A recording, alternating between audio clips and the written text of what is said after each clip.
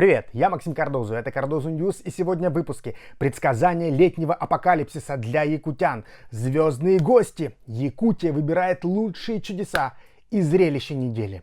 Ну что, бардабюточки?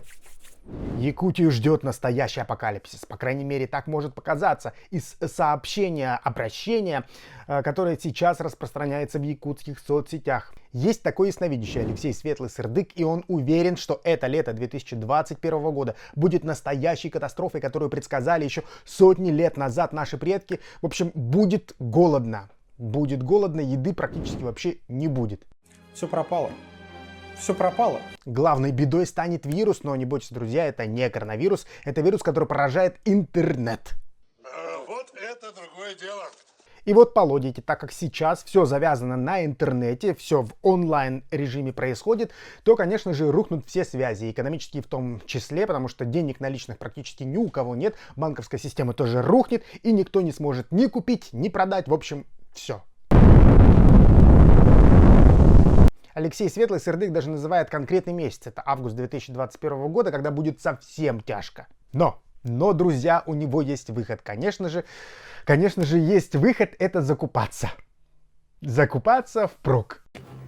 Какой хитрый человек. В интернете говорят, что некоторые люди действительно поверили этому страшному предсказанию, что грядет страшный голод, весь интернет рухнет, мы останемся изолированы от всего мира, в общем.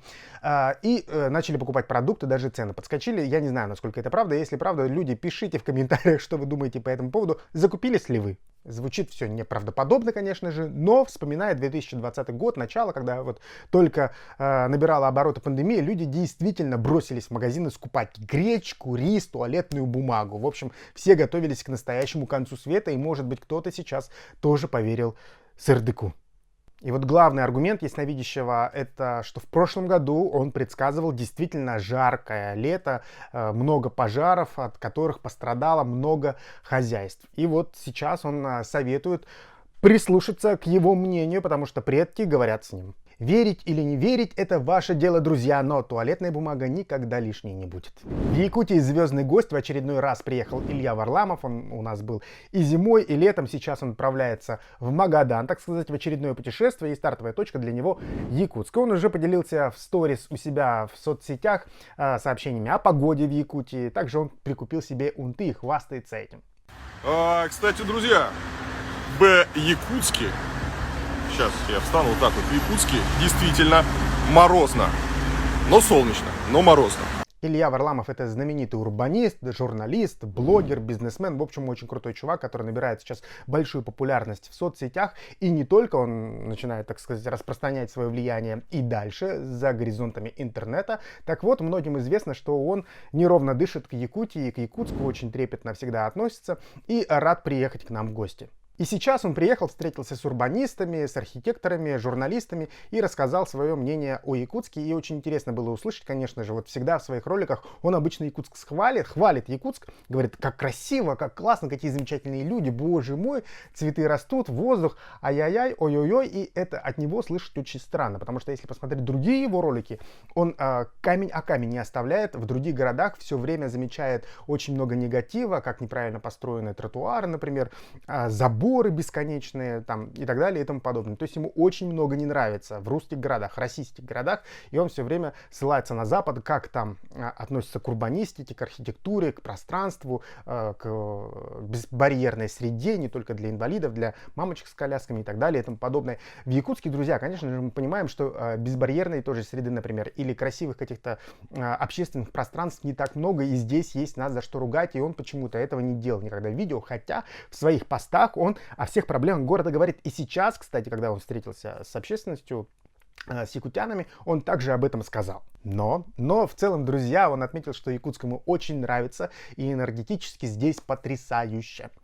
Ссылочку на статью я оставлю в описании на ИКТ, можно пройти, почитать, там много интересного. Скоро у нас выборы в мэры Якутска, и хочется, чтобы Илья встретился вот с новым градоначальником, которого выберут, а там кандидатов вот столько очень много. Напишите в комментариях, что вы думаете по этому поводу, кто победит. Давайте ванговать, друзья. Так вот, пусть Илья встретится с новым мэром Якутска и расскажет ему, как нужно обустраивать городское пространство, что можно сделать с Якутском. Он уже выдвигает очень интересные идеи, например, как можно преобразовать вот эти вот трубы коммуникаций, которые выведены над землей, и это действительно интересно. Прочитайте статью, там это все подробно описывается. Ну и пусть он тоже вот даст какие-то свои полезные ЦУ для того, чтобы сделать Якутск действительно привлекательным, интересным и комфортным городом. Мы продолжаем следить за триумфом якутского кино, и на этой неделе появилась информация, что сразу 3 ленты, снятые в нашей республике, попали в лонг-лист одной из самых престижных кинопремий России. Это Ника 2021 года. Будут вручаться награды за 19 и 20 годы. 3 картины — это «Пугало», «Харахар» и «Тагиндархан», и в разных номинациях, значит, они якобы представлены. Но рано радоваться, друзья, лонг-лист — это лишь первоначальный список вообще, наверное, всех фильмов, из которых может быть сформирован костяк тех номинантов, которые и могут получить награду. Да? Там, например, в лонг-листе может быть 20 фильмов, из которых в номинацию попадет всего лишь 3. Номинантов премии Ника 2021 года будут объявлять только в марте. Сама церемония намечена на апрель. Но мне кажется, вполне в этот список претендентов на главные награды может попасть фильм «Пугало» Дмитрия Давыдова.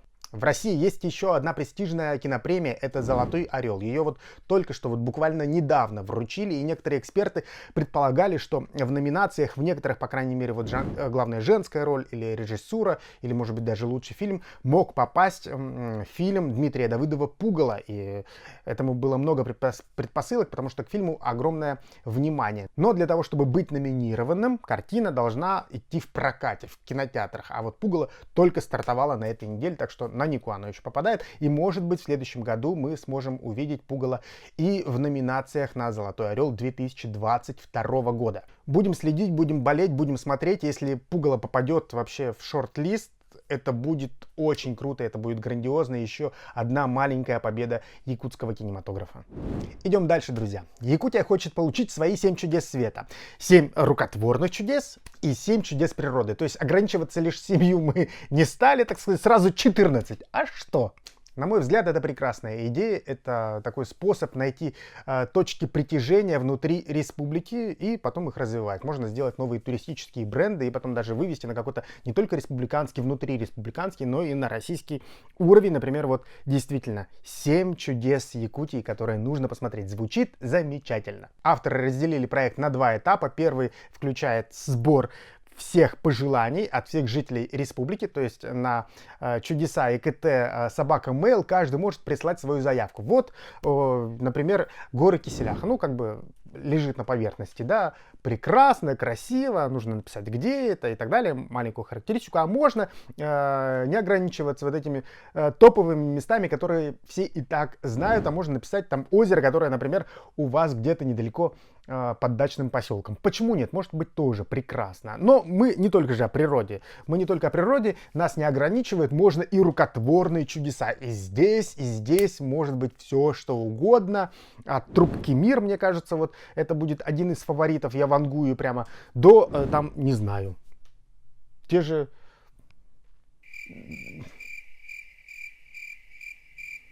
A few minutes later. Та же Вилюйский ГРЭС, например. Выкрутился. Я просто похлопаю.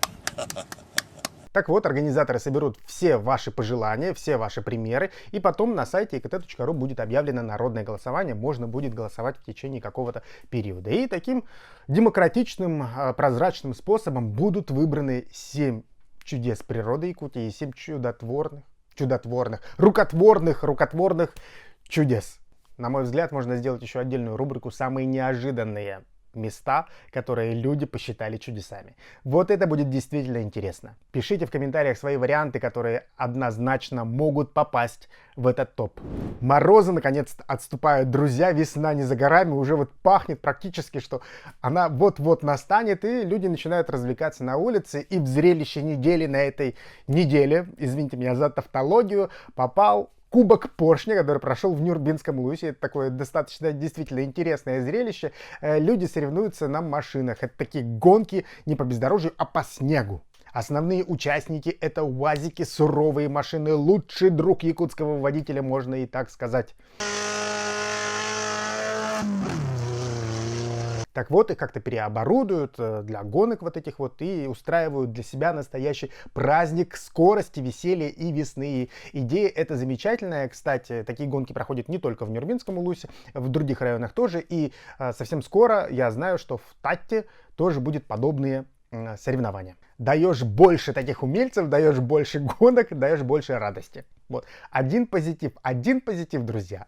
Как-то меня ругали, что слишком негативно, вот вам, получайте порцию доброты. И продолжаем тему умельцев и автомобилей, и страсти, и хобби, которое превращается в настоящее чудо, друзья. Посмотрите на это видео, это реплика знаменитого американского автомобиля Ford. Эту машину сделали из мотороллера, колес мотоцикла и фанеры. В Татинском улусе братья Иван и Иннокентий Бапосовы. Прошу не путать с Михаилом Бапосовым, скульптором, который лепит из каках. Вот, это не он. Это реплика на ходу, она действительно ездит, уже демонстрировалась в селе, всем очень понравилось. Имеет 14 лошадиных сил, ее сделали для внука, который живет в городе Якутске. Ну и вот так вот радует и себя, и сельчан.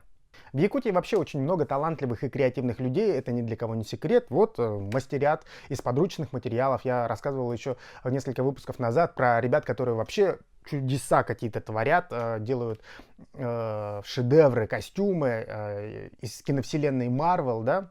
Про кино я вообще молчу, друзья. И вот на этой неделе еще появилась новость. Наш земляк, якутянин Ариан Романовский стал главным редактором журнала «Татлер». Это такое вот глянцевое издание, очень знаменитое. Можно только порадоваться за парня. Он шел долго к успеху, еще с 17 лет работал вот в этом журнале, начинал со стажера и теперь стал главным редактором. Круто! На этом у меня все. Ставим лайки, подписываемся, нажимаем на колокольчик для того, чтобы не пропустить следующие видео. И, конечно же, комментируем, друзья, все, что вы думаете про те новости, которые я озвучил. Всем пока!